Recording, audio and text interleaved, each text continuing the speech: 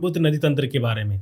ब्रह्मपुत्र नदी का उद्गम तिब्बत में मानसरोवर झील के पास से चेमायुंगडुंगु ग्लेशियर से होता है। और दोस्तों आप जानते होंगे मानसरोवर झील के पास से दो नदियों का उद्गम और होता है, सतलुज नदी और सिंधु नदी।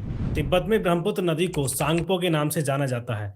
और दोस्तों यह हिमालय के समांतर पूर्व की ओर बहती है और बृहद हिमालय की सबसे पूर्वी चोटी नामचा बरवा इसके पूर्व से घूमती है और यू टर्न लेते हुए दिहांग गोर्ज का निर्माण करती है और भारत के अरुणाचल प्रदेश में एंटर करती है। अरुणाचल प्रदेश में यह नदी दिहांग या सियांग के नाम से जानी जाती है। अरुणाचल प्रदेश के पासीघाट से यह नदी प्लेन में एंटर करती है। इसके बाद असम में इसको ब्रह्मपुत्र नदी के नाम से जाना जाता है। अरुणाचल प्रदेश और असम की सीमा पर इसकी सहायक नदी लोहित नदी इससे आकर मिलती है और इसके मिलने से ठीक पहले लोहित नदी में दिवांग नदी आकर मिलती है।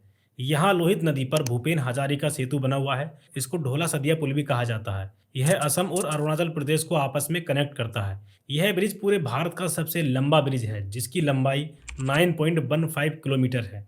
दोस्तों दिवांग और लोहित नदी के अलावा बाएं ओर से मिलने वाली इसकी प्रमुख सहायक नदियां हैं धनसिरी और कोपली। और दोस्तों दाएं ओर से मिलने वाली ब्रह्मपुत्र नदी की प्रमुख सहायक नदियां हैं सुबनसिरी, कामेंग, मानस और तीस्ता। असम में ब्रह्मपुत्र नदी में एक द्वीप है माजुली नदी द्वीप, जो कि पूरे विश्व का सबसे बड़ा नदी द्वीप है। दोस्तों यह इतना बड़ा द्वीप है कि यह असम में भारत का पहला आइलैंड जिला भी है।